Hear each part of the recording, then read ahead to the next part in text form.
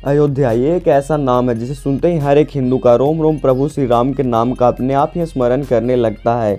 अयोध्या जहाँ मेरे प्रभु राम ने जन्म लिया और श्री राम की बचपन की यादों से मन भरने लगता है, क्योंकि अयोध्या में श्री राम के मंदिर के लिए लाखों हिंदुओं ने अपनी जान गंवा दी।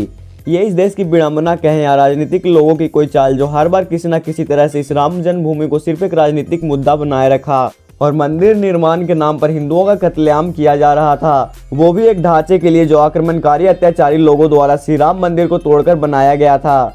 हम जानेंगे सबसे पहले श्री राम मंदिर को किसने बनवाया और कब बनवाया था, क्योंकि इतिहास में अनेकों बार प्रभु श्री राम के मंदिर को तोड़ा गया था। अब 9 अगस्त 2019 में जाकर मेरे प्रभु श्री राम का 492 साल बाद असलियत में वनवास खत्म हुआ, जो देश के समस्त हिंदुओं के पीढ़ी दर पीढ़ी प्रयासरत उनके बलिदान और मौजूदा सरकार के सफल प्रयासों और सुप्रीम कोर्ट की पूरी जांच पड़ताल के बाद आए फैसले से साफ हो गया कि ये प्रभु श्री राम की जन्मभूमि है, ना कि कोई ढांचा जो आक्रमणकारियों द्वारा तोड़कर बनाया गया था। श्री राम पुत्र कुश ने सबसे पहले बनवाया था मंदिर। बताया जाता है कि भगवान राम के जल समाधि लेने के बाद अयोध्या धीरे धीरे उजड़ती जा रही थी, लेकिन राम जन्मभूमि पर बना महल वैसा ही था। भगवान राम के पुत्र कुश ने फिर अयोध्या को पुनर्निर्माण किया और इसके बाद सूर्यवंश के अनेकों पीढ़ियों ने यहाँ राज किया। सूर्यवंश के आखिरी राजा महाराज बृहद्बल तक राम जन्मभूमि की देखरेख होती रही। महाभारत युद्ध के दौरान सूर्यवंश के आखिरी राजा महाराज बृहद्बल की मृत्यु अभिमन्यु के हाथों हुई।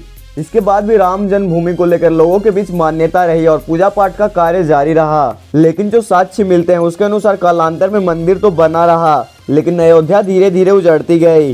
साक्ष्यों के अनुसार ईसा से लगभग 100 साल पहले उज्जैन के सम्राट विक्रमादित्य एक बार टहलते टहलते अयोध्या पहुंच गए थे। जब वह थक गए थे तब उन्होंने सरयू नदी के एक पेड़ के नीचे विश्राम किया। उस वक्त तक अयोध्या में कोई बनावट नहीं बची थी, केवल जंगल था।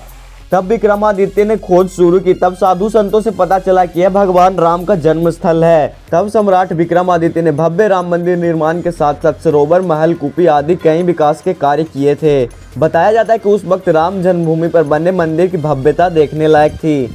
हर कोई भगवान राम के साथ साथ उस भव्यता को चमत्कार करता था।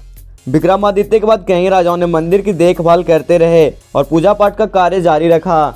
इसके बाद शुंग वंश के प्रथम शासक पुष्यमित्र ने राम जन्मभूमि पर बने मंदिर का जीर्णोद्धार करवाया था।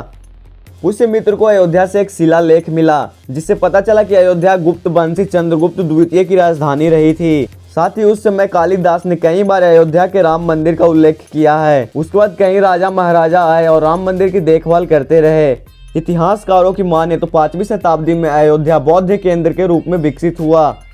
यहाँ पर आदिनाथ सहित 5 तीर्थकारों का जन्म हुआ। तब इसका नाम साकेत हुआ करता था। 5वीं से लेकर 7वीं शताब्दी तक यहाँ कम से कम 20 बौद्ध मंदिर थे और उसके साथ साथ हिंदुओं का एक भव्य मंदिर भी था, जहाँ हर रोज दर्शन के लिए आते थे। इसके बाद 11वीं शताब्दी में कन्नौज के राजा जयचंद ने मंदिर से सम्राट विक्रमादित्य का शिलालेख हटवाकर अपना नाम लिखवा दिया। पानीपत के युद्ध के दौरान राजा जयचंद की मृत्यु हो गई और उसके बाद बाहर से कई आक्रमणकारी आए। उन्होंने अयोध्या समेत मथुरा, काशी पर आक्रमण कर दिया और मंदिरों को तोड़ा गया और पुजारियों की हत्या की गई। लेकिन 14वीं शताब्दी तक वे अयोध्या में बने राम मंदिर को तोड़ नहीं पाए। बताया जाता है कि सिकंदर लोदी के शासन काल के दौरान भी भव्य राम मंदिर था। 14वीं शताब्दी के बाद मुगलों का अधिकार हो गया और 1527 से 28 के दौरान भव्य राम मंदिर को तोड़कर उसकी जगह ढांचा बना दिया गया।